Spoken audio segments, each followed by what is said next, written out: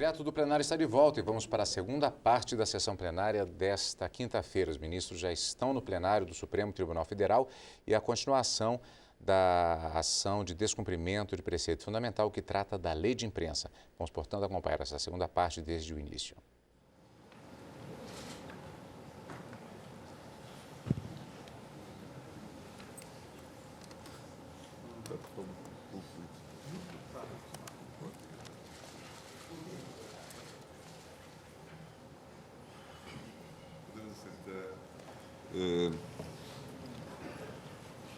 Reaberta a sessão, com a palavra o ministro Aires Brito para o seu voto.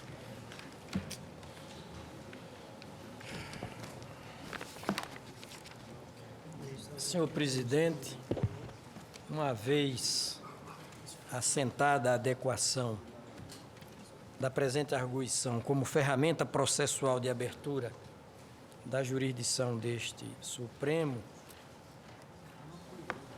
passo ao voto que me cabe proferir quanto ao mérito da questão. Começo por me impor a tarefa que certamente passa pela curiosidade inicial de cada um dos senhores ministros, saber até que ponto a proteção constitucional brasileira à liberdade de imprensa corre parelha com a relevância intrínseca do tema em todos os países de democracia consolidada, a começar pelos Estados Unidos da América, em cuja Constituição, e por efeito da primeira emenda por ela recebida, está fixada a regra de que, aspas, o Congresso não legislará no sentido de estabelecer uma região ou proibindo o livre exercício dos cultos ou cerceando a liberdade de palavra ou de imprensa. Fecho aspas, artigo 1º.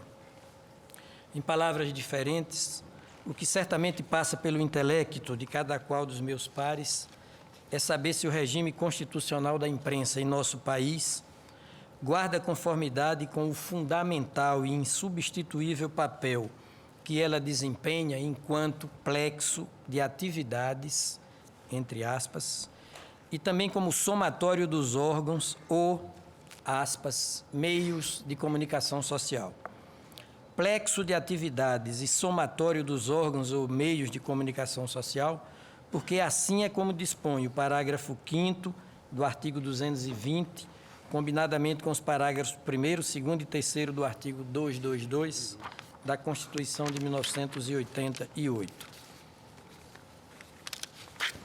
Deveras, todo exame normativo constitucional que, entre nós, tenha na liberdade de imprensa o seu específico ponto de incidência, há de começar pela constatação de que, objetivamente, a imprensa é uma atividade, uma diferenciada forma do agir e do fazer humano, uma bem caracterizada esfera de movimentação, ou do protagonismo dessa espécie animal que Protágoras tinha como, aspas, a medida de todas as coisas, fecho aspas.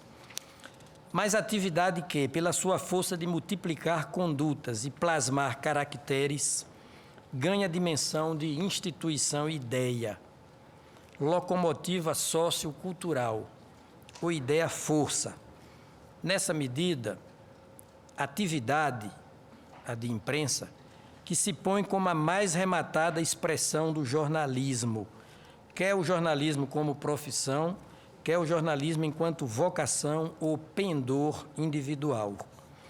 Pendor que é frequentemente identificado como arte ou literatura, donde a Constituição mesma falar de, aspas, liberdade de informação jornalística, fecho aspas, parágrafo 1º do artigo 220, expressão exatamente igual à liberdade de imprensa, ou seja, tanto faz dizer liberdade de imprensa como liberdade de informação jornalística.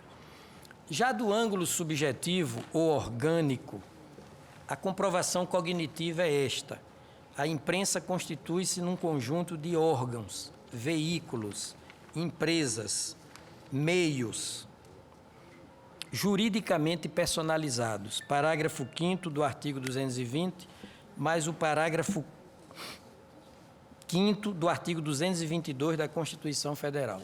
Logo, subjetivamente considerada, a imprensa é instituição-entidade, instituição aparelho, instituição aparato.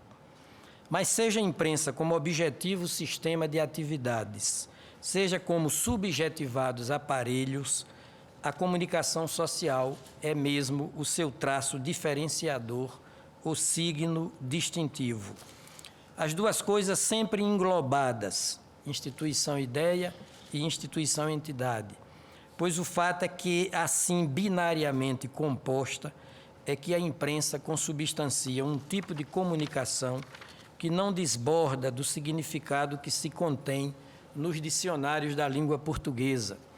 Ou seja, comunicação é ato de comunicar, transmitir, repassar, divulgar, revelar.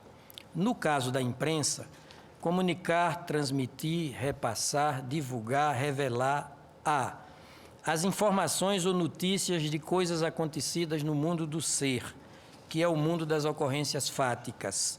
B, o pensamento, a pesquisa, a criação e a percepção humana em geral, estes situados nos escaninhos do nosso cérebro, identificado como a sede de toda a inteligência e de todo sentimento da espécie animal a que pertencemos. Sequencio imediatamente o raciocínio. A modalidade de comunicação que a imprensa encerra não se dirige a essa ou aquela determinada pessoa, nem mesmo a esse ou aquele particularizado grupo, mas ao público em geral, ao maior número possível de pessoas humanas, com o que a imprensa passa a se revestir da característica central de instância de comunicação de massa, de sorte a poder influenciar cada pessoa de per se e até mesmo formar o que se convencionou chamar de opinião pública. Opinião pública, o modo coletivo de pensar e de sentir acerca de fatos, circunstâncias, episódios, causas, temas, relações que a dinamicidade da vida faz emergir como respeitantes à coletividade mesma, incumbindo à imprensa o direito e, ao mesmo tempo, o dever de sempre se postar como o olhar mais atento ou o foco mais aceso sobre o dia a dia do Estado e da sociedade civil, o que enseja a tomada de posições, a feitura de escolhas e a assunção de condutas igualmente massivas, que são direitos elementares de todo o grupamento humano, o agir e o reagir como conjunto mesmo. Donde a imprensa, matriz por excelência da opinião pública, rivalizar com o próprio Estado nesse tipo de interação de máxima abrangência pessoal. Foi precisamente em função desse bem mais abrangente círculo de interação humana que o nosso magno texto reservou para a imprensa todo um bloco normativo com o apropriado nome, aspas, da comunicação social. Capítulo 5º do título 8º.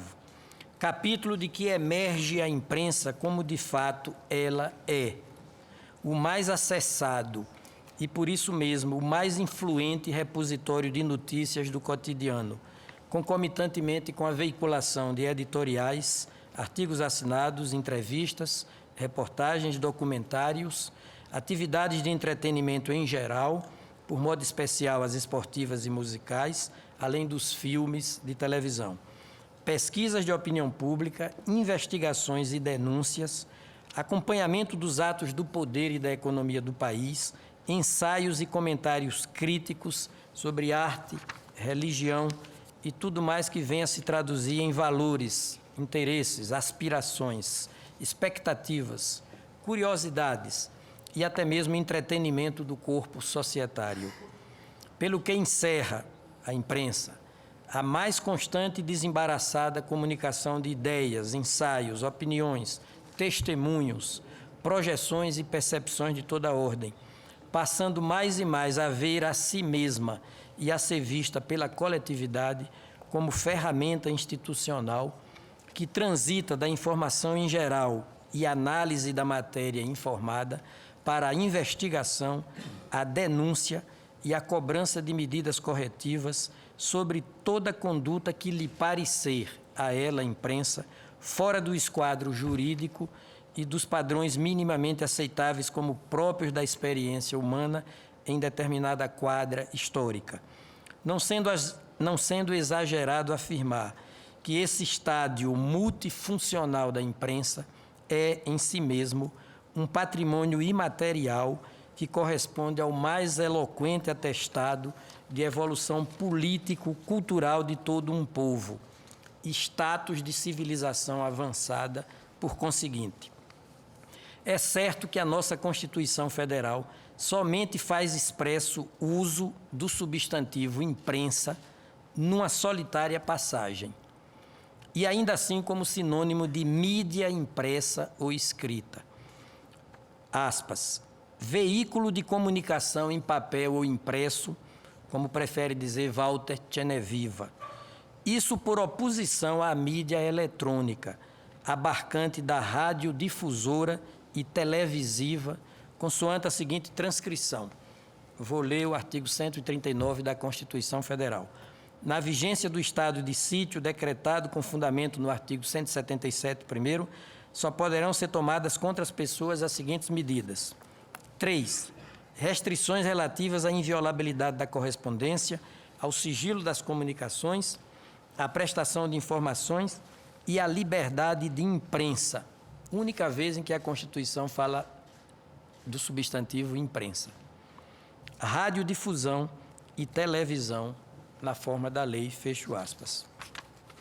Não menos certo, porém, que essa diferenciação entre mídia impressa e mídia radiodifusora e televisiva, eletrônica, dissemos, atende à consideração de que somente as duas últimas, a radiodifusora e a televisiva, é que são constitucionalmente tipificadas como serviços públicos, próprios da União Federal.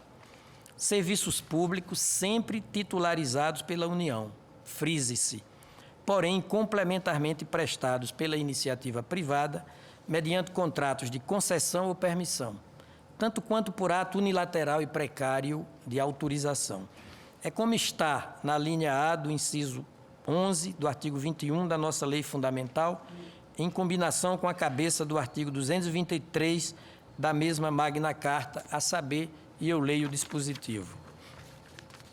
Já a mídia impressa, além de se constituir em sistema de atividades e conjunto de empresas tipicamente privadas, aspas, independe de licença da autoridade quanto à sua publicação, fecho aspas, parágrafo 5º do artigo constitucional de número 220.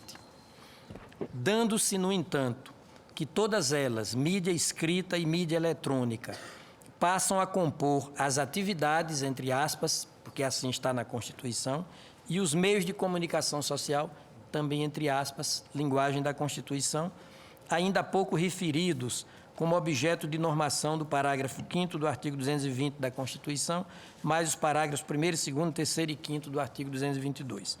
Meios de comunicação social, ou simplesmente, novas aspas, empresas jornalísticas e de radiodifusão sonora e de sons e imagens, segundo a linguagem do parágrafo 1º do artigo 222 da mesma Lei Fundamental Brasileira.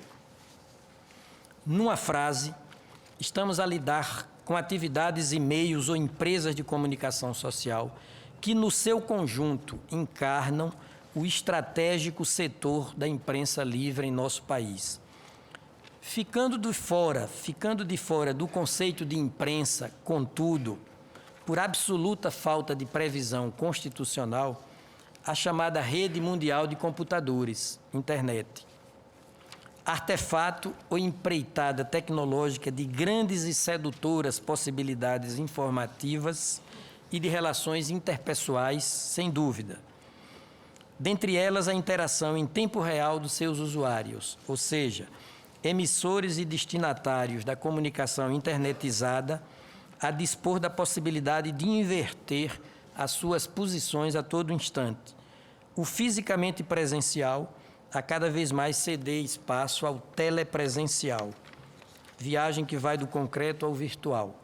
Porém, ainda assim, a internet, constitutiva de relações sem a menor referência constitucional.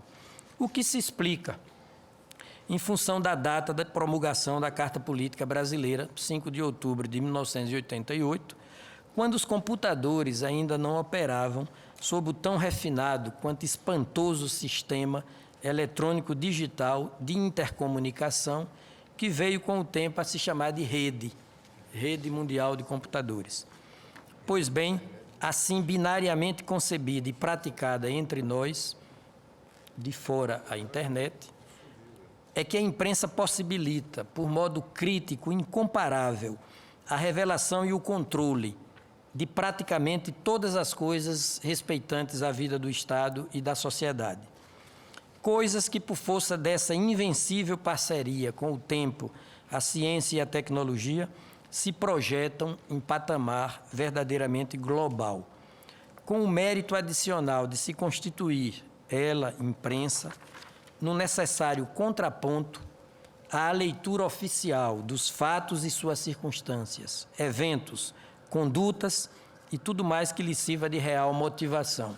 Quero dizer, a imprensa como alternativa à explicação ou versão estatal de tudo que possa repercutir no seio da sociedade, conforme realçado pelo jurista, deputado federal e jornalista Miro Teixeira, um dos subscritores da presente ADPF. O que já significa visualizar a imprensa como garantido espaço de irrupção do pensamento crítico em qualquer situação ou contingência. A imprensa é o garantido espaço de irrupção do pensamento crítico em qualquer situação ou contingência. Pensamento crítico, analítico ou racionalmente exposto, com toda a sua potencialidade emancipatória de mentes e espíritos. Não aquele pensamento sectariamente urdido ou então superficialmente engendrado, quando não maquinadamente elaborado para distorcer fatos e biografias. Sendo de toda relevância notar que, a título de reforço à mantença dessa verdadeira relação de inerência, mais do que pertinência, entre o pensamento crítico e a imprensa livre, a própria Constituição impõe aos órgãos e empresas de comunicação social a seguinte interdição, aspas, os meios de comunicação social não podem, direto ou indiretamente, ser objeto de monopólio ou oligopólio, parágrafo 5º do artigo 220. Como Vossas Excelências estão percebendo, eu estou passando em revista todos os dispositivos constitucionais versantes sobre a imprensa, por modo explícito ou por modo implícito. Norma constitucional essa, proibitiva de oligopólio ou monopólio. Norma constitucional de concretização de um pluralismo finalmente compreendido como fundamento das sociedades autenticamente democráticas, isto é, o pluralismo como a virtude democrática da respeitosa convivência dos contrários. O necessário consenso é apenas quanto às regras do jogo, conforme enuncia Norberto Bobbio em seu clássico livro O Futuro da Democracia. Aliás, nesse livro há uma definição de democracia primorosa. Diz Bobbio, democracia é definida como um conjunto de regras de procedimento para a formação de decisões coletivas em que está prevista e facilitada a participação mais ampla possível dos interessados. Fecho aspas. Pluralismo, enfim, que a nossa Constituição prestigia em duas explícitas oportunidades. No seu preâmbulo e no inciso 5º do artigo 1º. Aqui, pluralismo político. Ali no preâmbulo, pluralismo cultural ou social genérico. Sem maior esforço mental, portanto, vê-se que a imprensa passou a desfrutar de tamanha importância na vida contemporânea,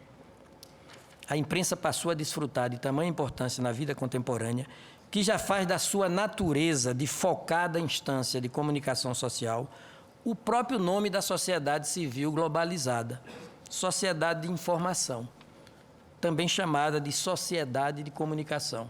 Ou seja, a imprensa deu à sociedade civil mundial o nome dela, sociedade de comunicação, sociedade de informação. Preservada a amplitude massiva dos seus destinatários ou público-alvo e sempre na perspectiva da encarnação de um direito-dever inarredável, o da instância por excelência do pensamento crítico, libertador ou emancipatório. Ele próprio, pensamento crítico, ou libertador ou emancipatório, a pedagogicamente introjetar no público em geral todo o apreço pelo valor da verdade como categoria objetivamente demonstrável, o que termina por forçar a imprensa mesma a informar em plenitude e com o máximo de fidedignidade. Convém insistir na afirmativa. Por efeito dessa relação de mútua e benfazeja influência entre a imprensa e seus massivos destinatários, o caminho consequente, ou como que natural a seguir, só pode ser o da responsabilidade de jornalistas e órgãos de comunicação social. Responsabilidade que torna intrinsecamente meritórios uns e outros, os jornalistas e os órgãos de comunicação social. Tudo a possibilitar a formação de uma confortável clientela ou corpo de destinatários que vai eficazmente contrabatendo com a incessante subida dos seus padrões de seletividade o personalíssimo peso dos agentes públicos e dos empresários do ramo, ou mesmo desse ou daquele jornalista em apartado. Seletividade, de sua parte, que opera como antídoto social que o tempo não cessa de aprimorar contra os abusos e desvios da imprensa dita burguesa. Quer dizer, imprensa burguesa, resquício de um modelo de imprensa que investe no atraso mental das massas e ainda se disponibiliza para o servilismo governamental, quando não para o insidioso desprestígio das instituições democráticas e o dogmatismo tão confessional quanto mercantil, argentário. Também assim, antídoto contra os desvarios sensacionalistas, o assodamento do furo de reportagem, entre aspas. O escritor e jurista Manuel Alceu Afonso Ferreira bem o diz. A superficialidade e até mesmo a chantagem, que ninguém é ingênuo ou alienado ao ponto de não admitir que profissionais e órgãos da imprensa ainda estão sujeitos, sim, àquelas vicissitudes que Rui Barbosa tão bem denunciou com estas palavras na conhecida monografia A Imprensa e o Dever da Verdade, prefaciada justamente e com mão de mestre pelo citado jurista Manuel Alceu Afonso Ferreira. Aspas, disse Rui Barbosa. Em 4 palavras se poderá encartar uma calúnia, mas pode ser que a demonstração da falsidade não caiba toda num discurso. Uma só proposição dará, talvez, para se verter no espírito humano um erro tremendo, mas uma vez lançado ao mundo, sabe Deus que de contestações, raciocínios e debates se não cansariam, porventura, ainda assim, debalde em lhe dar combate. Fecho aspas, cito a página e a editora. Mas a decisiva questão é comprovar que o nosso magno texto federal levou o tema da liberdade da imprensa na devida conta. Deu a ela, liberdade de imprensa, roupagem formal, na medida exata da respectiva substância, pois é definitiva lição da história que, em matéria de imprensa, não há espaço para o meio termo ou a contemporização.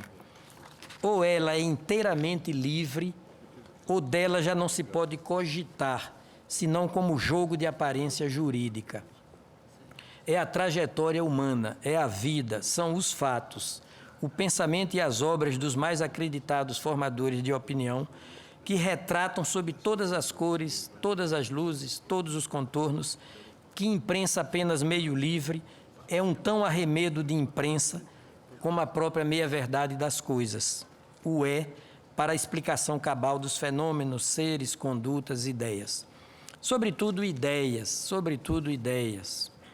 cuja livre circulação no mundo é tão necessária quanto o desembaraçado fluir do sangue pelas nossas veias e o desobstruído percurso do ar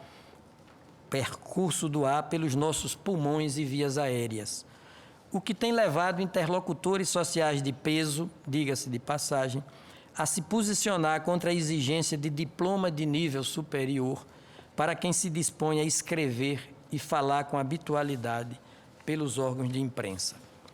Se é assim, não há opção diferente daquela que seguramente fez a nossa Constituição. Consagrar a plenitude de uma liberdade tão intrinsecamente luminosa que sempre compensa, de muito, de sobejo, inumeravelmente, as quedas de voltagem que lhe infligem profissionais e organizações, aferrados a práticas de um tempo que estribucha, porque já deu o que tinha de dar de voluntarismo, chantagem, birra, perseguição. Espaças nuvens escuras a se esgueirar, intrusas, por um céu que somente se compraz em hospedar o sol a pino. E sessão feita, já ouvimos, a eventuais períodos de estado de sítio, mas ainda assim, aspas, na forma da lei. Não da vontade caprichosa ou arbitrária dos órgãos e autoridades situados na cúpula do Poder Executivo ou mesmo do Poder Judiciário. O que se tem como expressão da realidade, portanto, é, de uma banda, um corpo social progressivamente esclarecido por uma imprensa livre e ela mesma plural, visto que são proibidas a oligopolização e a monopolização do setor. Corpo social também progressivamente destinatário, também progressivamente robustecido nos seus padrões de exigência enquanto destinatário e, consequentemente, parte das relações de imprensa. De outra banda, uma imprensa que faz de sua liberdade de atuação um necessário compromisso com a responsabilidade quanto à completude e fidedignidade das informações comunicadas ao público, do que decorre a permanente conciliação entre liberdade e responsabilidade. Até porque, sob o prisma do conjunto da sociedade, quanto mais se afirma a igualdade como característica central de um povo, mais a liberdade ganha o tônus de responsabilidade. É que os iguais dispõem de reais condições de reagir altivamente às injustiças, desafios e provocações do cotidiano, de modo a refrear os excessos ou abusos. Partam de onde partirem, venham de quem vierem. Dono do jornal da ABI, Associação Brasileira de Imprensa, comentar que até mesmo os escandalosos tabloides ingleses, premidos pela perda de leitores, não raras vezes mudam sua linha sensacionalista de orientação. Aspas, porque do regime da plena liberdade surge a responsabilidade e o cidadão passa a não comprar porcaria. Fecho aspas, Jornal da ABI, 236, fevereiro de 2008, página 25, a propósito de entrevista com o citado operador jurídico, jornalista e deputado Miro Teixeira. Este é o ponto nuclear da questão. À face de uma lógica especificamente referida à interação da imprensa livre com um público-alvo, cada vez mais em condições de se posicionar à moda de filtro ou peneira do que lhe chega como informação ou como conhecimento pronto e acabado. Mas o importante é dizer isso. Lógica encampada pela nossa Constituição de 1988 e prescientemente captada pelo inglês William Pitt, 1759-1806. Para quem? Olha, 1759-1806. Viveu William Pitt. Para quem? Aspas. A imprensa deve tocar o encargo de se corrigir a si própria. Fecho aspas.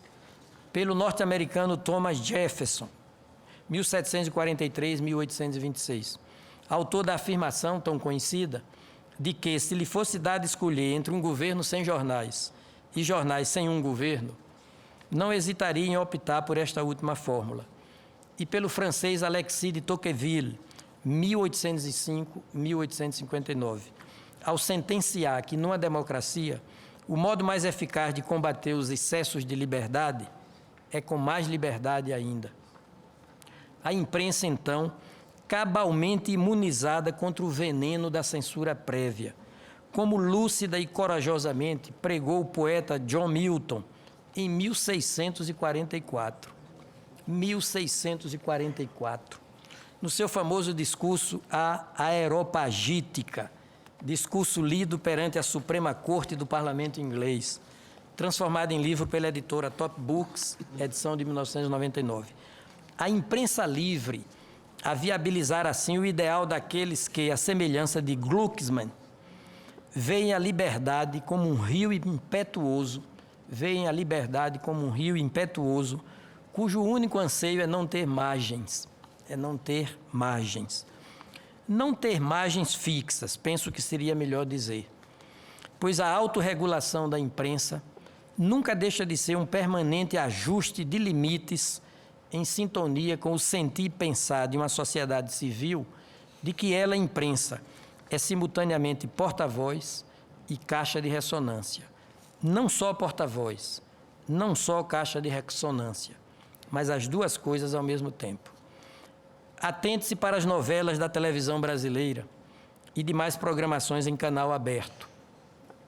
Não há censura prévia quanto à exposição de capítulos, cenas, fatos, mas os temas polêmicos ou de mais forte quebra de paradigmas culturais são retratados com perceptível cuidado.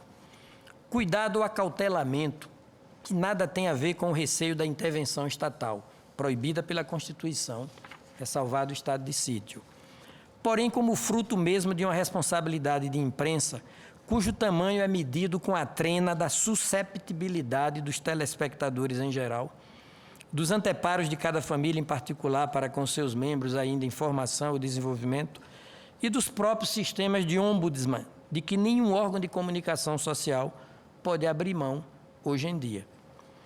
Até mesmo episódios verdadeiros, mas incomumente chocantes. O novo e irreversível modelo de imprensa evita expor para não traumatizar o público sob o grande risco de perda de audiência. Exemplo disso foi o suicídio de importante político estadunidense, inteiramente filmado pela lesão, mas levado ao ar sem a brutalidade do momento em que o suicida colocava o revólver no interior da sua própria boca para em seguida puxar o gatilho. Já os fatos e cenas de maior apelo sexual, os programas de reality show no meio, estes são exibidos em horário noturno mais avançado e com legenda quanto à sua natureza e de não recomendação para determinadas faixas etárias, de conformidade, aliás, com o disposto no parágrafo 3º do artigo 220 da Constituição. Verbalizadas tais reflexões e fincadas estas primeiras interpretações da Magna Carta Federal, também facilmente se percebe que a progressiva inafastabilidade desse dever da imprensa para com a informação em plenitude e sob o timbre da máxima fidelidade à sua base empírica, é que passa a compor o valor social da visibilidade. Nova categoria de direito individual e coletivo, essa categoria da visibilidade. Ao real conhecimento dos fatos e suas circunstâncias, protagonismos e respectivas motivações, além das ideias vida pregressa e propostas de trabalho de quem se arvore a condição de ator social de proa, principalmente se na condição de agente público. Sensibilidade que evoca visibilidade que evoca em nossas mentes a mensagem cristã do conheceis a verdade e ela vos libertará.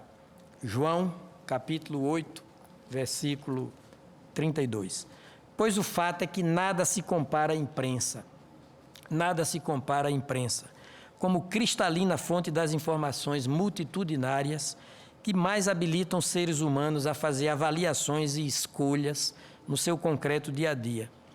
Juízos de valor que, sobremodo, passam por avaliações e escolhas em período de eleições gerais.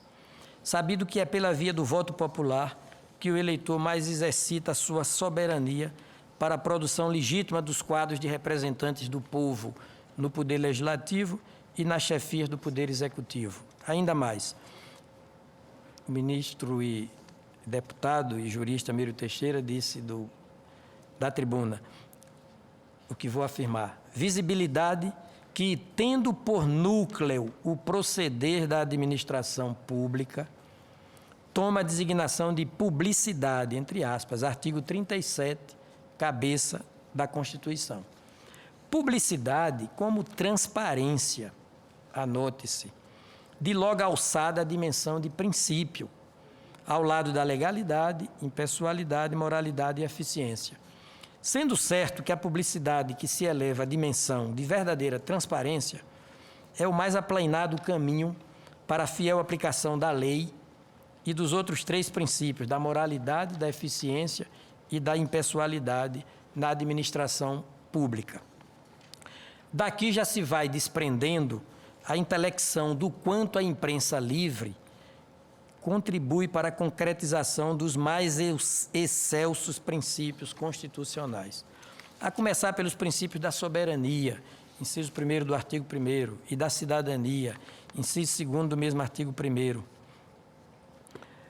Esse direito que é próprio da cidadania, o de conhecer e acompanhar de perto as coisas do poder, e que a imprensa livre tanto favorece, nós mesmos do Supremo Tribunal Federal temos todas as condições para dizer da sua magnitude e imprescindibilidade. É que a própria história desta nossa casa, desta nossa corte, deste nosso tribunal, já se pode contar em 2 períodos, antes e depois da TV Justiça, implantada esta pelo então presidente Marco Aurélio.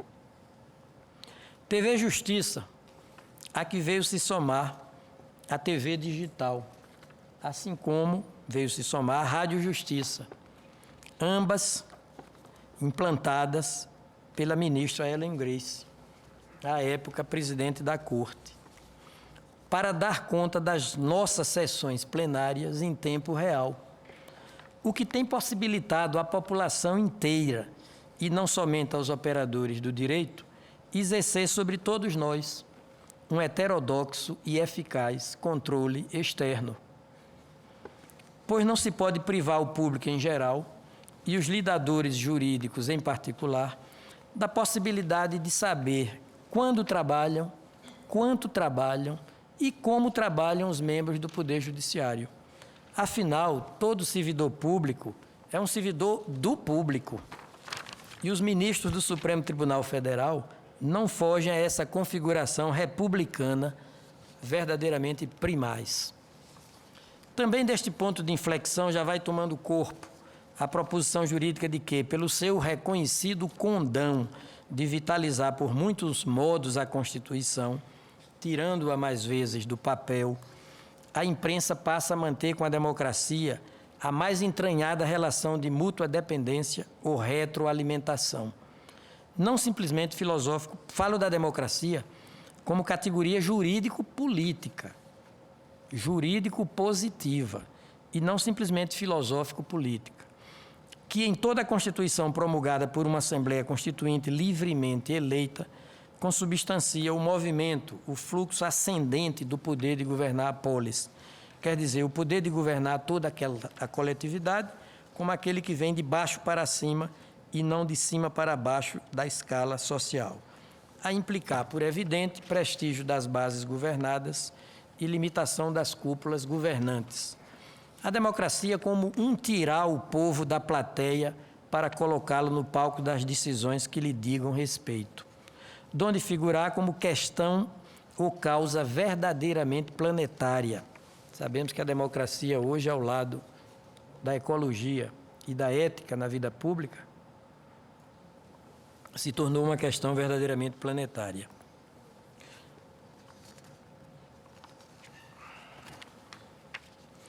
Há avanço na tessitura desse novo entrelace orgânico para afirmar que, assim visualizada como verdadeira irmã siamesa da democracia, a imprensa passa a desfrutar de uma liberdade de atuação ainda maior que a liberdade de pensamento e de expressão dos indivíduos em si mesmos considerados.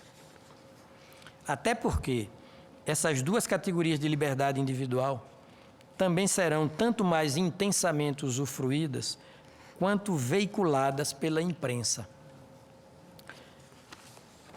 Ganha-se costas largas ou visibilidade, é fato, se as liberdades de pensamento e de expressão em geral são usufruídas como o próprio exercício da profissão ou do pendor jornalístico, ou quando vem a lume por veículo de comunicação social. O que faz de todo o capítulo constitucional sobre a comunicação social um melhorado prolongamento. O que faz de todo o capítulo constitucional sobre a comunicação social um melhorado prolongamento dos preceitos fundamentais da liberdade de manifestação do pensamento e de expressão em sentido lato, comunicando-se, então, a todo o segmento normativo prolongador, esse da comunicação social, a natureza jurídica do segmento prolongado, que é a natureza de direitos e garantias fundamentais, tal como se lê no título de número 2 da nossa Constituição. E para a centrada tutela de tais direitos e garantias, é que se presta a ação de descumprimento de preceito fundamental, cujo status de ação constitucional advém da regra que se lê no parágrafo 1º do artigo 101 da nossa lei republicana, literis. A arguição de descumprimento de preceito fundamental decorrente desta Constituição será apreciada pelo Supremo Tribunal Federal na forma da lei. Em suma, a virginal fundamentalidade de um preceito constitucional, título 2º da Constituição, é repassada, logicamente, para outro ou outros preceitos constitucionais que lhe sejam servientes, ainda que esses outros preceitos façam parte de um conjunto normativo diverso, como se dá ilustrativamente com os dispositivos constitucionais que limitam o poder de tributar da União, dos Estados, do Distrito Federal e dos municípios, artigos de número 150 a 152, inseridos no capítulo versante sobre o Sistema Tributário Nacional, sabido que tal limitação ao poder tributante das nossas unidades federadas opera em favor dos direitos fundamentais que assistem as pessoas privadas quanto às suas propriedades, rendas e atividades de subsistência material e produção econômica. Títulos de número 2, 2º e 7º, notadamente. Com efeito, e a título de um direito individual, que o ritmo de civilização do Brasil impôs como connatural à espécie humana, pois sem ele o indivíduo como que se fragmenta em sua incomparável dignidade, e assim deixa de ser o ápice da escala animal, para se reduzir à subespécie, a Constituição proclama que, aspas, é livre a manifestação do pensamento, sendo vedado o anonimato, fecho aspas, inciso 4º do artigo 5º. Assim também, e de novo como pauta de direitos mais fortemente entroncados com a dignidade da pessoa humana, a nossa lei maior estabelece nesse mesmo artigo 5º que é livre a expressão da atividade intelectual, artística, científica e de comunicação, independentemente de censura ou licença. Inciso 9º. B. É livre o exercício de qualquer trabalho, ofício ou profissão, atendidas as qualificações profissionais que a lei estabelecer. Inciso 13. C. É assegurado a todos o acesso à informação e resguardado o sigilo da fonte, quando necessário ao exercício profissional. Inciso 14. D. Conceder-se-á habeas data.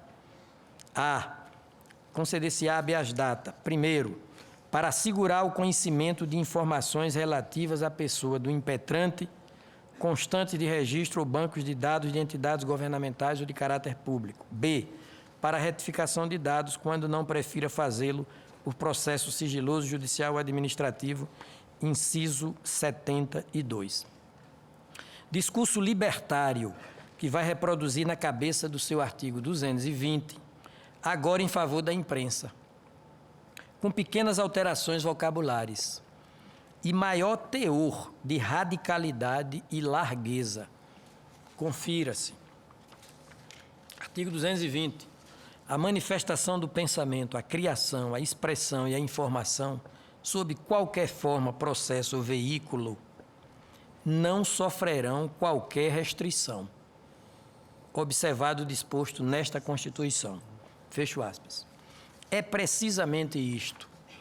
No último dispositivo transcrito, artigo 220, a Constituição radicaliza e alarga o regime de plena liberdade de atuação da imprensa, porquanto fala que os mencionados direitos de personalidade, liberdade de pensamento, criação, expressão e informação, estão a salvo de qualquer restrição em seu exercício, seja qual for o suporte físico ou tecnológico de sua veiculação. B. Que tal exercício não se sujeita a outras disposições que não sejam as figurantes dela própria, Constituição. Requinte de proteção que bem espelha a proposição de que a imprensa é o espaço institucional que melhor se disponibiliza para o uso articulado do pensamento e do sentimento humanos como fatores de defesa e promoção do indivíduo, tanto quanto da organização do Estado e da sociedade. Plus protecional, reforço de proteção, que ainda se explica pela anterior consideração de que é pelos mais altos e largos portais da democracia, vale dizer, da imprensa, que a democracia vê os seus mais excelsos conteúdos descerem dos colmos olímpicos da pura abstratividade para penetrar fundo na carne do real, dando-se que a recíproca é verdadeira. Quanto mais a democracia é servida pela imprensa, mais a imprensa é servida pela democracia. Como nos versos do poeta santista Vicente de Carvalho, uma diz para a outra, imprensa e democracia, solene e agradecidamente, eu sou quem sou, por serdes vós quem sois. É de se perguntar, mas a que disposições constitucionais se refere o precitado artigo 220, como de obrigatória observância no desfrute das liberdades de pensamento, criação, expressão e informação que de alguma forma se veiculem pela imprensa? Resposta: aquelas disposições do artigo 5º, alusivas à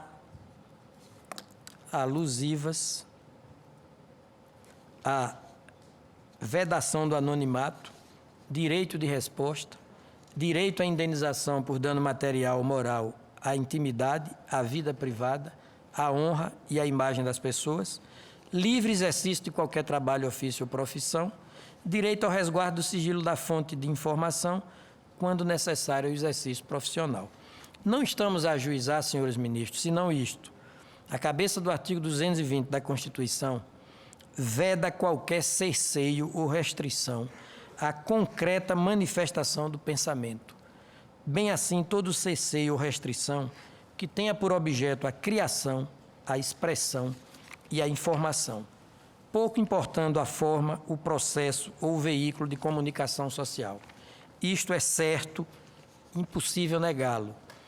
Mas o exercício de tais liberdades de pensamento, de expressão, não implica uma fuga do dever de observar todos os incisos igualmente constitucionais que citamos no tópico anterior, relacionados com a liberdade de imprensa, a começar pela proibição do anonimato e terminando com a proteção do sigilo da fonte de informação.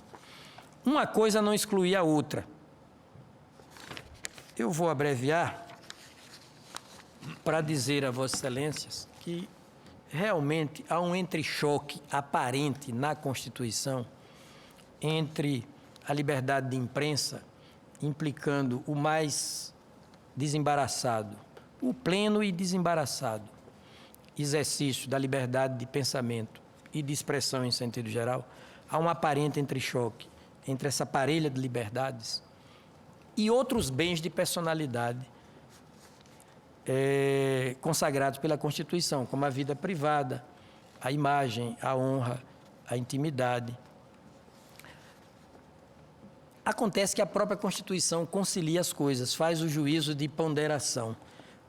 O juízo de que falava Zagrebelski, de prudência e não de ciência, é a própria Constituição que faz, conferindo precedência, conferindo primazia à liberdade de pensamento, à liberdade de expressão. Ou seja, nesse entrechoque de bens de personalidade, porque a liberdade de manifestação de pensamento é também um bem de personalidade, e a liberdade de expressão em sentido geral, incorporando a criação, a informação. Essa liberdade é também um bem de personalidade. Nesse entrechoque, a Constituição faz uma escolha decidida pela liberdade de manifestação de pensamento e de expressão em sentido geral. E eu digo o seguinte: como exercer em plenitude o direito à manifestação do pensamento e de expressão em sentido geral, que eu estou chamando aqui de sobredireitos de personalidade, sem a possibilidade de contraditar, censurar, desagradar e até eventualmente chocar, vexar, denunciar terceiros. O termo observado, referido pela Constituição no caput e no parágrafo 1º do artigo 220, é de ser interpretado como proibição de se reduzir a coisa nenhuma dispositivos igualmente constitucionais, como os mencionados, incisos 4º, 5º, 10º, etc. Não se pode fazer tábula rasa desses preceitos igualmente constitucionais, mas sem que o receio ou mesmo o temor do abuso seja impeditivo do pleno uso, do desembaraçado uso das liberdades de manifestação e de pensamento e de expressão em sentido geral. Aqui há uma lógica primaz, uma lógica elementar, porque é reveladora da mais natural cronologia das coisas. Não há como garantir a livre manifestação do pensamento, tanto quanto o direito de expressão lato sensu, senão em plenitude, senão colocando em estado de momentânea paralisia a inviolabilidade de certas categorias de direitos subjetivos fundamentais, como a imagem e a honra de terceiros. Tal inviolabilidade da honra e da imagem de terceiros, aqui,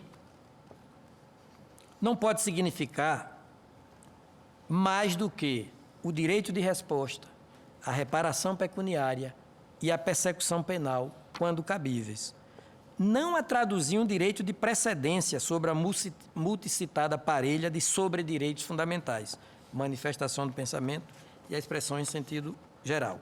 Sendo que, no plano civil, o direito à indenização será tanto mais expressivo quanto maior for o peso, o tamanho, o grau da ofensa pessoal ou da desqualificação objetiva do fazer alheio. Donde a Constituição mesma falar de direito de resposta. Pela primeira vez na história do direito constitucional, essa expressão foi encartada.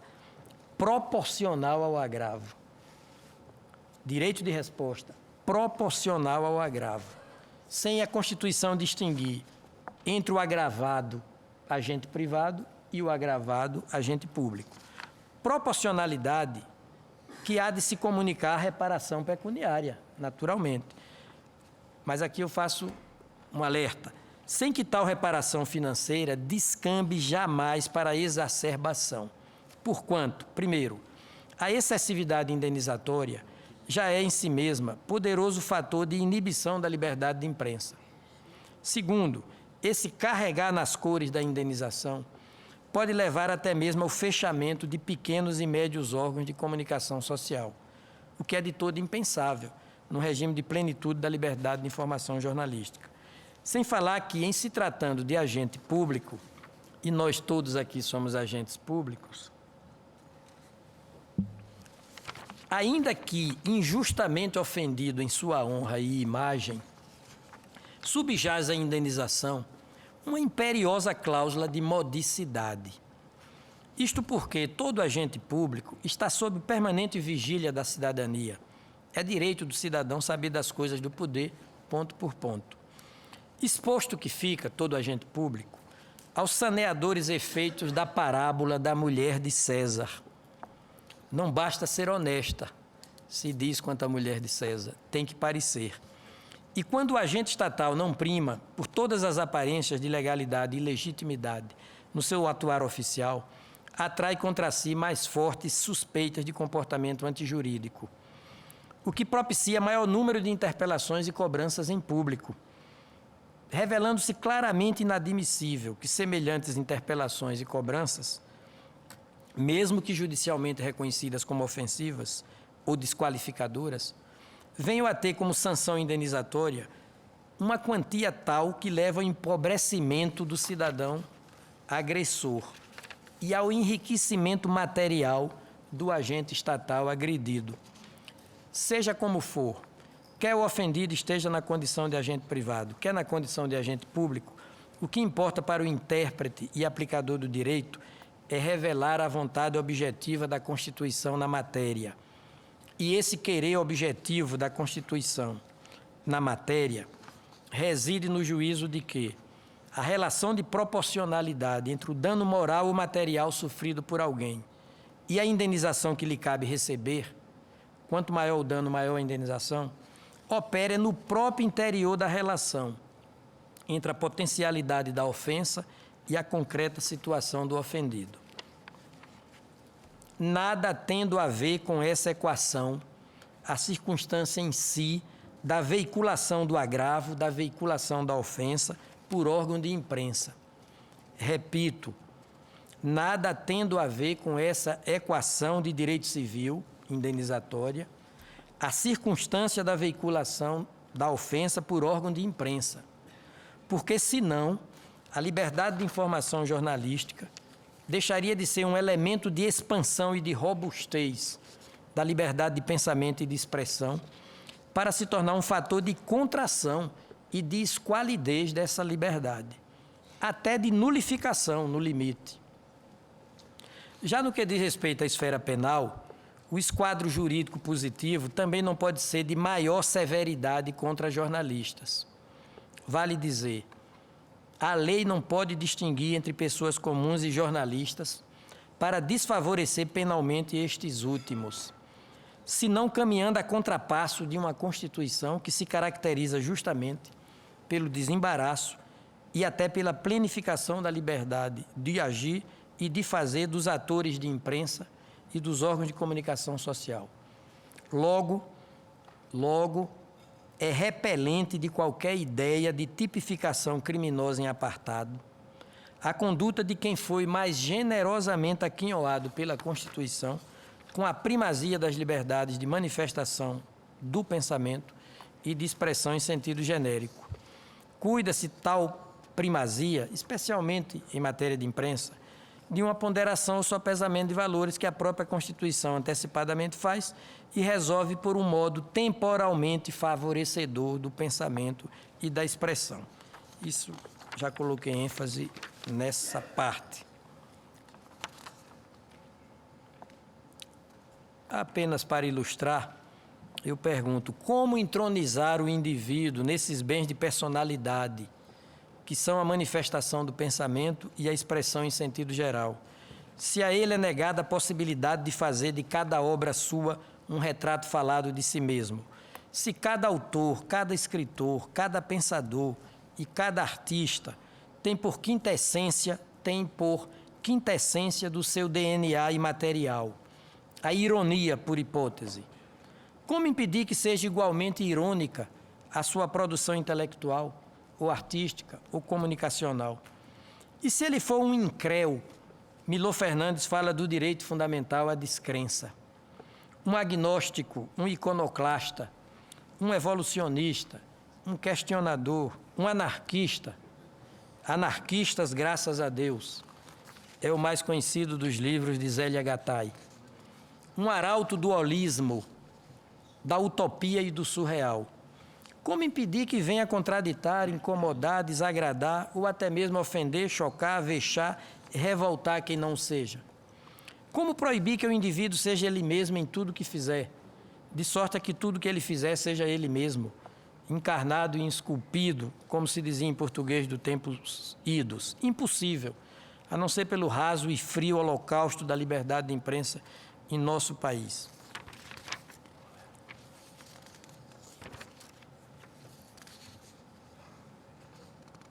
A dupla verdade que tenho como jurídico-científica, que tenho como de lastro jurídico-científico, traduz-se em que a imprensa tem o condão de favorecer o uso desses tão encarecidos direitos de personalidades, sobre direitos, nunca há demais repetir, e ainda se põe como vizinha de porta da democracia, essa verdadeira célula máter, mãe, portanto, de todas as grandes virtudes coletivas. Está-se primariamente a lidar, assim, com direitos constitucionais insuscetíveis de sofrer, palavras da Constituição, qualquer restrição, seja qual for a forma, processo ou veículo de sua exteriorização. O que vem a ser confirmado pelo parágrafo 1º do mesmo artigo constitucional de número 20, de número 220, verbes. Parágrafo 1º do artigo constitucional de número 220, aspas. Nenhuma lei conterá dispositivo, muito se assemelha da Constituição norte-americana, nenhuma lei conterá dispositivo que possa constituir embaraço à plena liberdade de informação jornalística em qualquer veículo de comunicação social, observado o disposto no artigo 5º, 4º, 5º, 10, 13 e 14. Fecho aspas. Tem-se agora um comando constitucional que vai mais longe no seu decidido propósito de prestigiar a cronologia aqui defendida como de compulsória observância. Preceito constitucional que chega a interditar a própria opção estatal por dispositivo de lei que venha, aspas, a constituir embaraço à plena liberdade de informação jornalística em qualquer veículo de comunicação social, fecho aspas. Logo, a uma atividade que já era livre, entre aspas, foi acrescentado o qualificativo de plena. Mas isso pela própria Constituição. É a própria Constituição que fala de uma atividade livre, entre aspas, e plena, também entre aspas.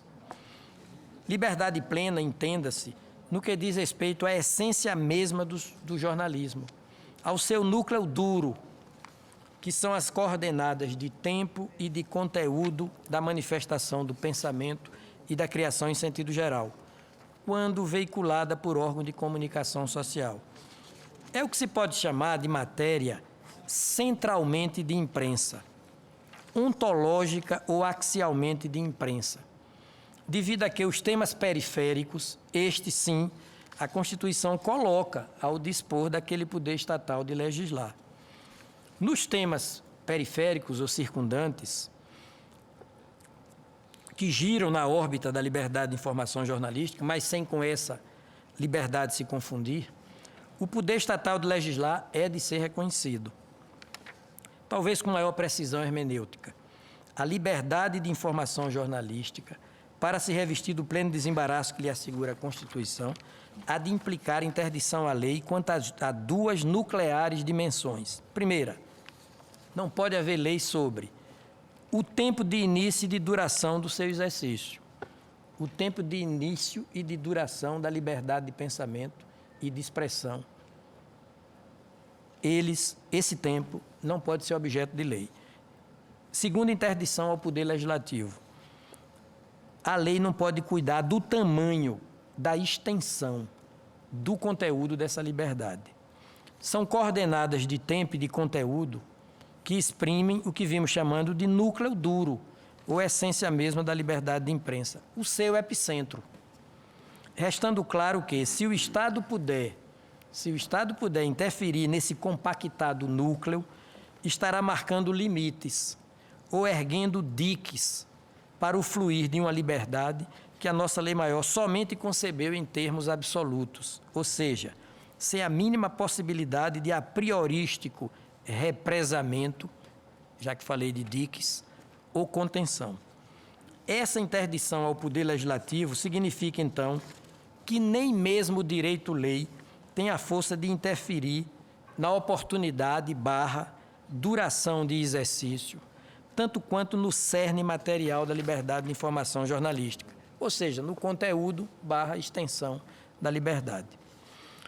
Essa liberdade tem suas coordenadas temporais e materiais exclusivamente ao dispor do seu individualizado titular em cada caso concreto.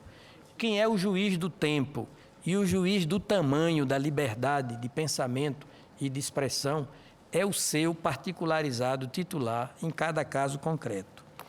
Claro que assumindo ele, o indivíduo, as consequências civis e penais, assim como os profissionais da imprensa, assim como os órgãos de imprensa, as consequências civis e penais que são próprias das pessoas ou agentes comuns, além de não poder se opor a eventual direito de resposta. Até porque esse direito de resposta,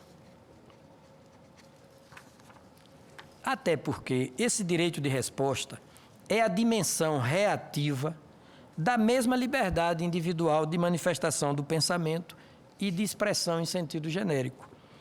O direito de resposta é a liberdade que se manifesta como ação de replicar, ora para o efeito de simples retificação da matéria publicada, ora para o fim de centrado contradiscurso ou contrapensamento por parte daquele que se vê ofendido em sua subjetividade ou então seriamente desqualificado enquanto pensador, cientista, criador ou simples observador da cena cotidiana, da cena existencial.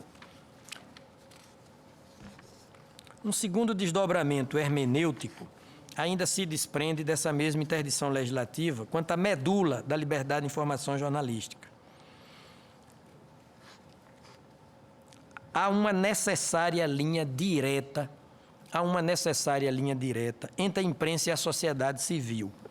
Se prefere vigor em nosso ordenamento constitucional, uma forma de interação imprensa-sociedade civil, eu estou falando do núcleo duro da liberdade, que não pode passar pela mediação do Estado. A interação imprensa-sociedade civil pré-exclui, portanto, a figura do Estado ponte em matéria nuclear ou axialmente de imprensa. Tudo sob a ideia força de que é a imprensa que incumbe controlar o Estado, e não o contrário. Aliás, eu ouvi isso do jornalista Roberto Civita, presidente da editora Abril e editor da revista Veja, com estas apropriadas palavras: contrariar os que estão no poder é a contrapartida quase inevitável do compromisso com a verdade da imprensa responsável. Página 114 da edição especial de Veja do dia 10. Mas eu ouvi também isso num discurso proferido em São Paulo, num encontro que a revista Veja fez, acho que pelos seus 40 anos. Não cessa por aqui o mais firme compromisso da Constituição com esse fazer da imprensa o mais eficaz mecanismo de concreto gozo das liberdades de manifestação do pensamento e da expressão em seu sentido mais abrangente. É que o mesmo parágrafo 3º do artigo 220 ainda contém o seguinte relato, aspas, é vedada toda e qualquer censura de natureza política, ideológica e artística, fecho aspas, com o que a nossa magna lei corrobora toda a gama dos sobredireitos fundamentais do indivíduo no tema, porém no âmbito de um conjunto normativo ainda mais protegido contra as arremetidas antijurídicas do Estado e dos próprios agentes privados, o conjunto normativo que se veicula justamente pelo capítulo constitucional centralmente devotado à liberdade de imprensa, que é o capítulo 5º do título 8º da Constituição. Conjunto de preceitos fundamentais por arrastamento. O vive da solidariedade de conteúdo e de fim. Já deixamos assentado, pois nem todo preceito constante de uma lei fundamental é por ela mesma qualificado como fundamental perante outros do seu unitário lastro ou tessitura discursiva.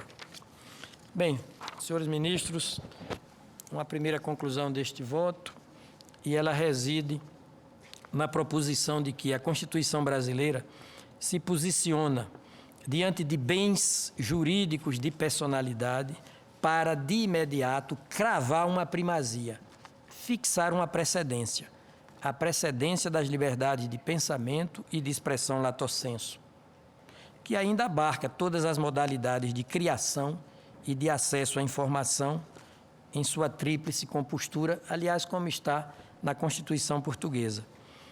Liberdades que não pode arredar pé ou sofrer antecipado controle, nem mesmo por força do direito-lei, ainda que por emenda à Constituição.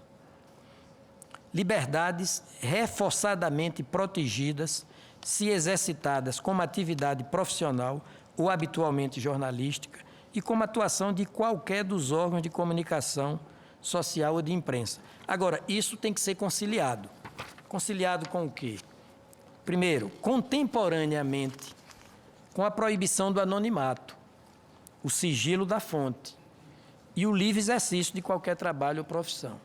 Segundo, a posteriori, com o direito de resposta e a reparação pecuniária por eventuais danos à honra e à imagem de terceiros, sem prejuízo do manejo da ação penal, também ocasionalmente cabível, nunca, porém, em situação de rigor mais forte do que o prevalecente para os indivíduos em geral.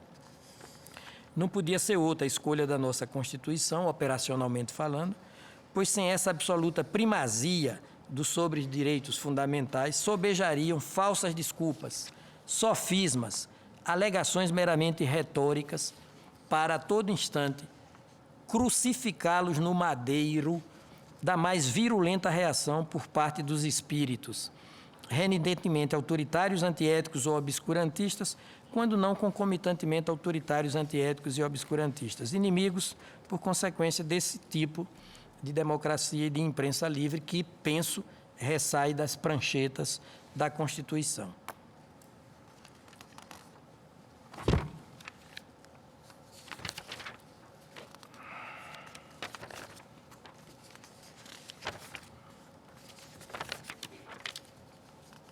Prossigo, senhor presidente, para acrescentar que toda a lógica dos comandos constitucionais brasileiros na matéria ainda absolve uma outra interdição da faina legislativa do Estado, uma outra categoria de proibição de legislar.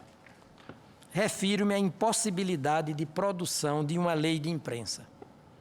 Refiro-me à impossibilidade de produção de uma lei de imprensa. Como tal entendido, um diploma legislativo de feição orgânica ou estatutária. Diploma de máxima concentração material, porquanto exauriente dos temas essencialmente de imprensa, além daqueles de natureza periférica ou circundante. Penso que é fácil demonstrar o acerto deste novo juízo. Primeiramente, sinta-se que as comentadas referências constitucionais à lei e, por implicitude, à função executiva do Estado, é para interditá-la quanto àquilo que verdadeiramente interessa, dispor sob as coordenadas de tempo e de conteúdo das liberdades de pensamento e de expressão, liberdade de informação jornalística, diz a Constituição. É afirmar, para a nossa lei fundamental, o concreto uso de tais liberdades implica um quando, um como e um porquê, um quando, um como e um que, antecipadamente excluídos da mediação do Estado, a partir da própria função legislativa. Eu peço a paciência dos ministros para ler ainda uma vez a própria voz da Constituição. Artigo 220. A manifestação do pensamento, a criação, a expressão e a informação. O discurso é radical. Sob qualquer forma, processo ou veículo, não sofrerão qualquer restrição, observado o disposto nesta Constituição. Ou seja, observado apenas o que se contiver na própria Constituição, não o que for acrescentado por modo legislativo ou executivo. Parágrafo 1º. Diz a Constituição: nenhuma lei conterá dispositivo que possa constituir embaraço à plena liberdade de informação jornalística em qualquer veículo de comunicação social, observado disposto no artigo 5º, 4º, 5º, 5º, 10º, 3º e 14º. De novo, observado tão somente o disposto nos dispositivos constitucionais de logo citado, não em dispositivos aportados por lei infraconstitucional. Parágrafo 2º. É vedada toda e qualquer censura de natureza política, ideológica e artística. Disposição também proibitiva de atuação mediadora do Estado e que, em verdade, incorre numa redundância A Constituição se faz repetitiva, se faz redundante. Mas se faz redundante pelo deliberado intento de se fazer ela, a Constituição, expletiva, minudente, casuística, para que nenhuma dúvida interpretativa restasse quanto à pré-exclusão estatal nos encarecidos quando, como e que da liberdade de imprensa, com a única ressalva, sem nenhuma ressalva. Ora, a razão de ser desse inequívoco bloqueio à mediação estatal a partir da função legislativa é justamente a entronização de sujeitos privados no gozo de franquias especificamente identificadas com toda a concepção de imprensa livre. Franquias ou bens jurídicos ontologicamente de imprensa, porquanto constitutivos do que se poderia chamar, aristotelicamente, ministro Menezes de Direito, de causa formal dela própria, visto que imprensa livre e desembaraço total no desfrute das liberdades aqui exalçadas são, para a nossa Constituição, uma coisa só, uma realidade inapartável. Por isso que seu regime jurídico, o regime jurídico da imprensa, tem na Constituição mesma um concomitante ponto de partida e ponto de chegada. No que há de nuclearmente de imprensa, axialmente de imprensa, ontologicamente de imprensa, a Constituição é ponto de partida e ponto de chegada, sem abertura de espaço para interposta legislação, o que deixa sem sentido a edição de uma lei estatutária, uma lei orgânica estatutária, que já se sabe proibida de dispor sobre condutas, esse é o ponto, essencialmente de imprensa. Uma lei de imprensa que nada de axial ou elementarmente de imprensa pode conter, pela pré-exclusão imposta pela Constituição. Acresce que, ainda na esfera dos bens jurídicos ontologicamente fundidos com a noção de imprensa livre, o modo intransigente como a nossa Constituição impõe ao Estado o dever da não interferência, acarreta para ele, Estado, a lógica impossibilidade de dispor sobre o seu próprio modo de se omitir. Ou seja, o Estado se encontra proibido de editar leis sobre o núcleo duro da liberdade de imprensa. Isso significa uma impossibilidade lógica para ele, Estado. O Estado não pode dispor sobre o seu próprio modo de se omitir, sobre o seu próprio jeito de suportar uma interdição que a lei fundamental impôs com todo rigor, pois esse tipo de interposta ação estatal terminaria por relativizar o que foi constitucionalmente concebido como absoluto, e concebido por modo absoluto como condição e garantia de sobreeficácia do querer normativo da Constituição em tema tão cultural e politicamente sensível como a liberdade de imprensa. De se ver que as normas constitucionais, assim terminantemente proibitivas da atuação estatal intercalar, se definem como de eficácia plena, ainda há pouco eu ouvia o ministro Celso de Mello lembrar essa classificação, e aplicabilidade imediata, José Afonso da Silva, ou como normas de pronta aplicação, conforme classificação que pessoalmente adotamos na companhia do pranteado constitucionalista Celso Ribeiro Bastos. Porém, mais que isso, ministro Celso, mais que isso, cuida-se de normas irregulamentáveis. E normas irregulamentáveis porque, no caso, tem na própria interdição da interferência do Estado o seu modo cabal e ininterrupto de incidir. A norma constitucional incide permanentemente, ininterruptamente, na medida em que o Estado nada faz. O não legislar do Estado, na matéria, é a própria condição de incidência da norma constitucional. O não legislar do Estado representa a observância pelo Estado da imperatividade daquela particular Perfeito. norma constitucional. Perfeito. O não legislar do Estado representa, disse o ministro Celso de Mello, a observância da própria imperatividade constitucional. A sua natural condição de serena, total e permanente aplicabilidade.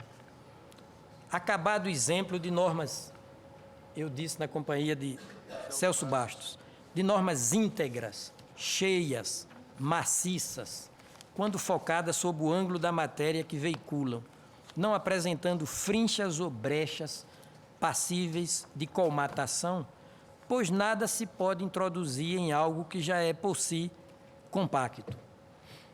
Eu vou seguir adiante. Há um outro óbice lógico à confecção de uma lei de imprensa entre nós. É que a serventia de uma lei estatutária, de uma lei orgânica, não pode deixar de ser esta. Pensemos na Lei Orgânica da Magistratura, o Estatuto da Magistratura, Lei Orgânica do Ministério Público. Pensemos nessas leis orgânicas brasileiras. Qual é a serventia de uma lei orgânica? Aviar a segunda parte de um regime jurídico sobre determinado tema que a Constituição inicialmente iniciou para outro diploma normativo concluir. Tema ou figura de direito que se inicia no corpo normativo da Carta Federal, mas apenas como intencional declarado ponto de partida, não mais do que ponto de partida.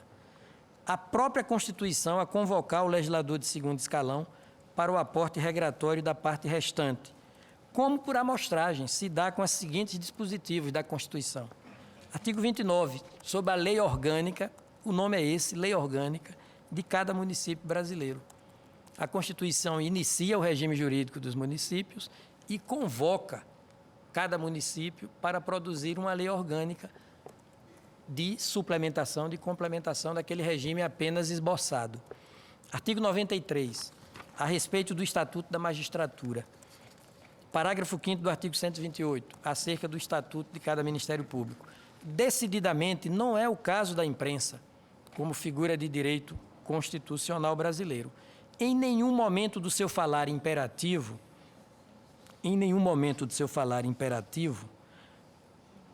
a Constituição iniciou a regulação da matéria para outro diploma legislativo retomar e concluir, se a conduta é nuclearmente de imprensa. É o quanto me basta, senhor presidente, para dizer: se nenhuma lei pode ir além do que já foi constitucionalmente qualificado como livre e pleno, como ir além do livre e além do pleno? Que serventia tem a lei de imprensa para servir a liberdade de informação jornalística, se a Constituição já alcançou por conta própria o ponto máximo de proteção? Como ir além do livre e além do pleno? Como ultrapassar o plenamente livre? Impossível. Então, a lei de imprensa só teria uma serventia: restringir, inibir, constranger, reduzir espaços de movimentação. Porque a Constituição já se dispôs a alcançar por conta própria o máximo de tutela. Então, eu concluo: a ideia mesma de uma lei de imprensa soaria aos ouvidos de todo e qualquer operador do direito como inescondível tentativa de embaraçar, restringir, dificultar, represar, inibir aquilo que a nossa lei das leis circundou com o mais luminoso halo da liberdade em plenitude.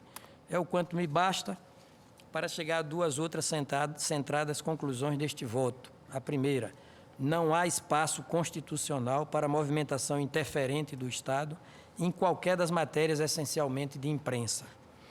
B, ou segunda, a Lei Federal 5.250/67, que é a Lei de Imprensa, sobre disciplinar matérias essencialmente de imprensa, misturado ou englobadamente com matérias circundantes ou periféricas e até sancionatórias, de carregação, de enfiada, portanto, o faz sob estruturação formal estatutária. Dois procederes absolutamente inconciliáveis com a superveniente Constituição de 1988, notadamente pelo artigo 20, seus parágrafos 1º, 2º e 6º, a acarretar o keynesiano juízo da não recepção do direito velho, todo ele pela ordem constitucional nova. Circunstância que viabiliza o emprego da arguição de descumprimento do preceito fundamental como fórmula processual subsidiária da ação direta de inconstitucionalidade, nos termos das regras que se lê no parágrafo 1º do artigo 102 da Constituição e no parágrafo 1º do artigo 4º da Lei 9882, Lei da DPF.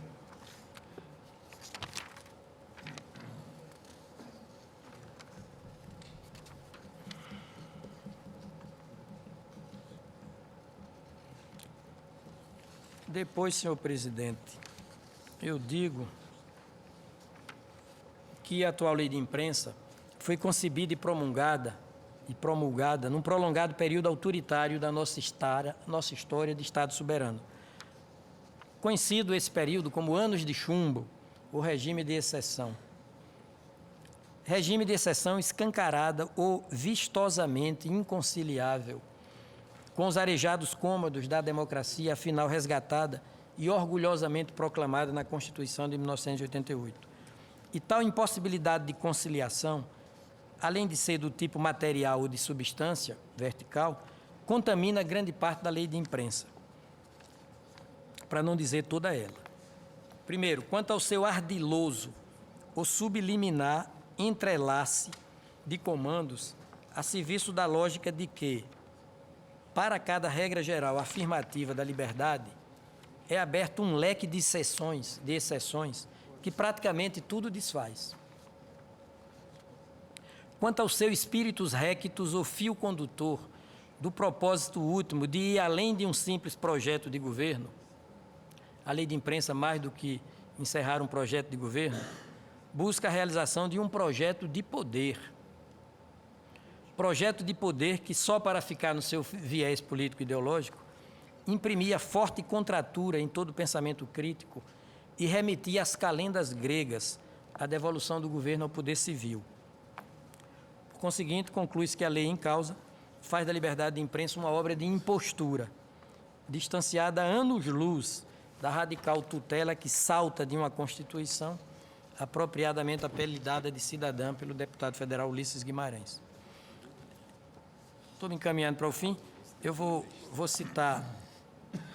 fazer algumas ilustrações apenas. Se o artigo 1º da Lei de Imprensa, cabeça, assenta que é livre a manifestação do pensamento e a procura, o recebimento e a difusão de informações ou ideias, por qualquer meio e sem dependência de censura, respondendo cada um nos termos da lei pelos abusos que cometer, fecho aspas, passa a dizer já no parágrafo 1º desse mesmo artigo: não será tolerada a propaganda de processos de subversão da ordem política e social. Na mesma toada de camuflagem discursiva, acrescenta no parágrafo subsequente, aspas, o disposto nesse artigo não se aplica, ou seja, a liberdade não se aplica a espetáculos e diversões públicas, que ficarão sujeitos à censura, na forma da lei, nem na vigência do estado de sítio, quando o governo poderá exercer a censura sobre jornais ou periódicos e empresas de radiodifusão e agências noticiosas nas matérias atinentes aos motivos, etc., etc.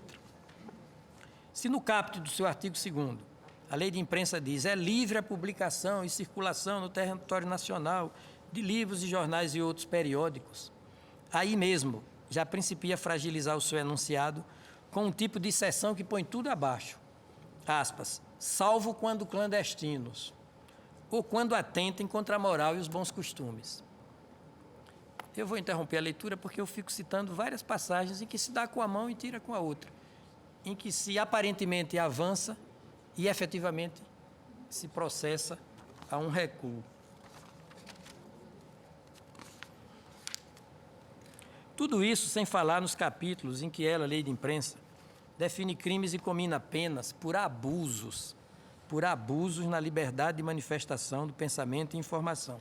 É o capítulo de número 3, que vai dos artigos 12 a 28, seguido daquele que versa o tema da responsabilidade penal, capítulo de número 5º, compreendendo os artigos de 37 a 48. Quando é da lógica perpassante dos mesmíssimos preceitos constitucionais, o comando de que os eventuais abusos sejam detectados caso a caso, jurisdicionalmente. Vale dizer, é abusivo legislar sobre abusos de imprensa, pois esse modo casuístico de aplicar a lei maior se deseja casuisticamente aplicada em matéria de abusos, é a maneira mais eficaz de proteção dos superiores bens jurídicos da liberdade de manifestação do pensamento e da liberdade de expressão lato sensu. E já vimos que o tratamento penal mais gravoso para condutas de imprensa implica discriminar quem, precisamente, retira do linguajar prescritivo da nossa Constituição apoio incondicionado para o seu agir e o seu fazer na matéria.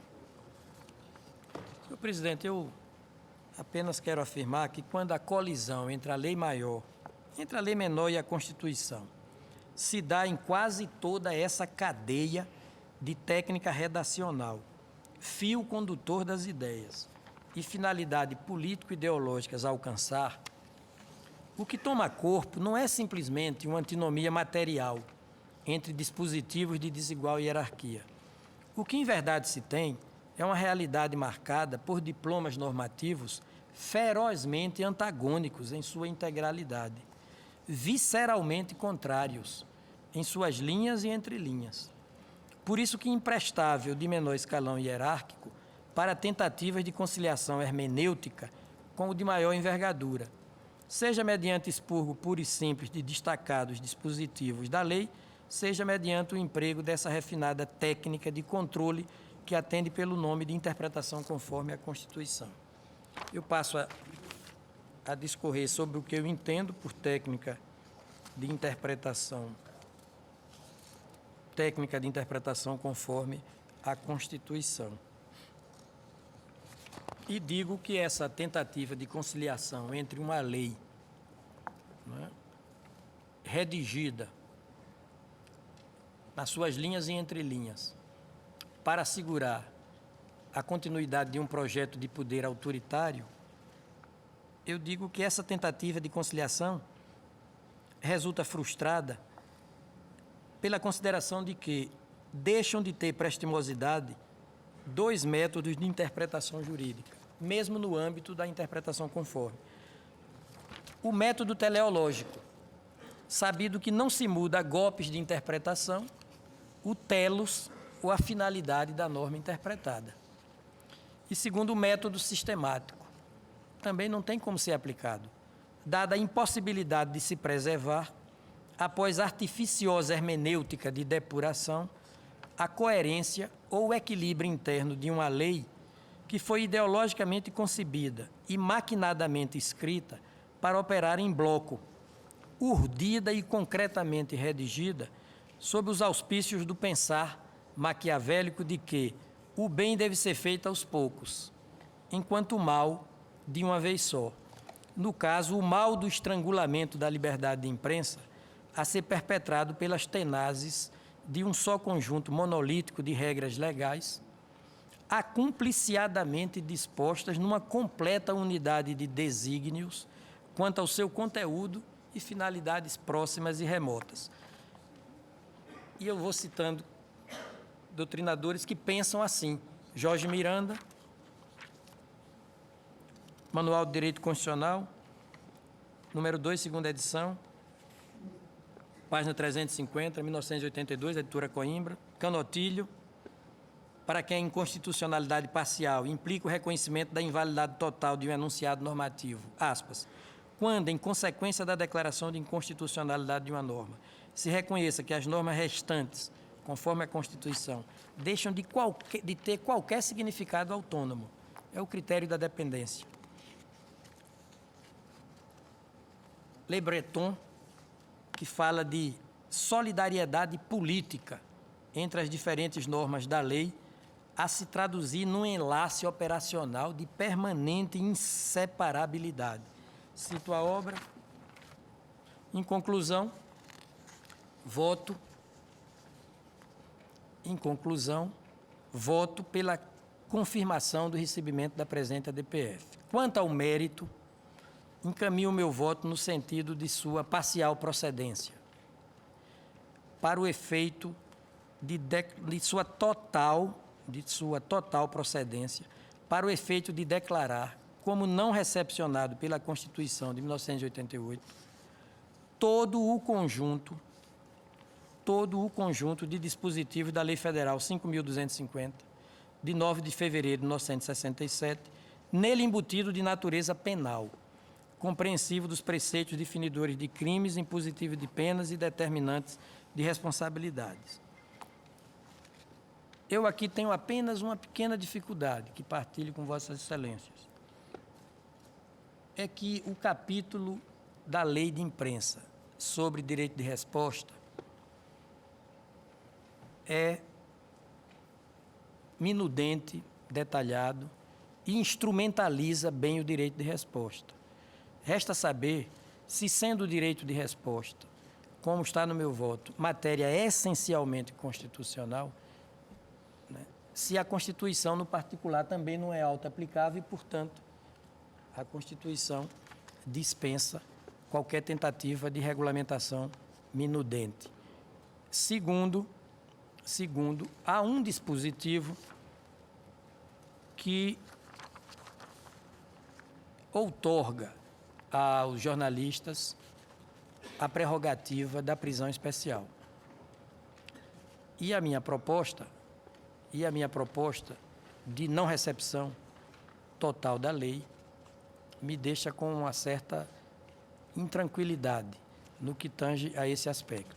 Mas é o meu voto. O meu voto é esse. Se Vossas Excelências entenderem que o caso, a questão, implica um exame fatiado de dispositivo por dispositivo, eu trouxe um voto também nessa linha. Por enquanto, eu fico com esse encaminhamento de voto. Senhores ministros, nós estamos adiantados no horário. Eu tenho a impressão que, pelas ameaças aí, nós temos aí vários votos completos, de modo que, se não houvesse objeção, eu... Eu amanhã, por razões independentes da minha vontade, não estarei aqui. Então, se Vossa Excelência permitir, eu vou antecipar meu voto e, única e exclusivamente, fazendo referência ao voto que dei na medida cautelar, amplo, mais amplo do que o do próprio relator naquela ocasião, com amplitude total. Eu vou, apenas me permito reproduzi-lo. Naquela lá. Sim. Naquela primeira, na cautelar. Eu vou reproduzi-lo. Vossa Excelência, portanto, julga procedente a arguição de descumprimento e reconhece que a lei de imprensa não mais subsiste Não sobrevive em sua totalidade. Na totalidade. Sim, sim. Na totalidade. Vossa Excelência, portanto, julga totalmente Procedente. a ação. Bem, eu tenho a impressão que, com essas considerações do ministro Eros, nós podemos considerar encerrada a sessão de hoje e retomamos o julgamento amanhã. Dedicamos à matéria penal, né? Com as tradições. Talvez amanhã, né? Hein? Amanhã. Bom, eu consulto. Temos matéria já pré-estabelecida para amanhã, mas... Mas não tem, é matéria que não tem Presidente, urgência, né, ultimamente, eu inclusive estou encaminhando uma petição a Vossa Excelência, vem me preocupando, né? O fato de não prevalecer a pauta dirigida, que é lançada no sítio do tribunal. E há um caso em que, inclusive, o advogado vem apontando, e eu estou encaminhando a petição a Vossa Excelência, que o processo já foi adiado 7 vezes e ele tem se deslocado às custas do cliente a Brasília praticamente toda semana. Por isso que me preocupa muito preservar a pauta dirigida. E aí...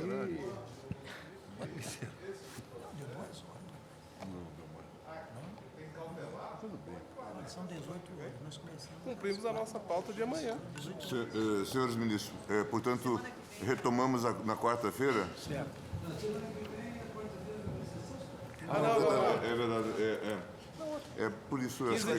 Mas a matéria não tem. 15 dias. De fato, não, só quis botar aqui. Matéria de fato. É sobre a eficácia Da cautelar. Renovamos. Já renovamos até o final do julgamento de mérito. Porque quarta-feira, tradicionalmente, nós não temos tido sessão. Aí, presidente, por coerência, já que votei no sentido do indeferimento da cautelar, permaneço indeferindo o adiamento dessa mesma cautelar. Portanto, nós... Eu estou de acordo em adiar para a próxima sessão Para a de próxima- quarta-feira. Não, quarta-feira não haverá sessão. Sim, eu digo a próxima 15. sessão que houver, 15 de abril. 15 de abril. 15 de abril. Portanto, nós vamos adiar para o dia 15 de abril. Eu apenas para fazer rápidas observações, ao contrário do sustentado pelo ministro Brito, eu já em escritos antigos observei que a fórmula constante do artigo 220, parágrafo 1º, segundo a qual nenhuma lei conterá dispositivo que possa constituir embaraço à plena liberdade de informação jornalística em qualquer veículo de comunicação social, observado o disposto no artigo 5º, 4º, 5º, 10, 13 e 14, é apenas uma formulação aparentemente negativa. Aqui o que há é uma reserva legal qualificada e, portanto, não subscrevo esse entendimento de que não há lei e que não há matéria. Inclusive, em matéria de direito de resposta, fica evidente que a Constituição clama por norma de organização e procedimento. Não se pode simplesmente entregar a qualquer juiz ou tribunal ficar construindo o que é o direito de resposta num setor extremamente sério, grave, porque o mundo não se faz apenas de liberdade de imprensa, se faz de dignidade da pessoa humana, se faz de respeito à imagem das pessoas. É fundamental, portanto, que nós levemos em conta essas observações, mas eu apenas estou fazendo breves considerações para que depois nós possamos discutir em outra oportunidade. Portanto, fica marcado para o dia 15, amanhã mantemos a pauta já divulgado. E, portanto, com 2 votos no sentido da procedência integral. Está encerrada a sessão? Está encerrada a sessão. E confirmada amanhã.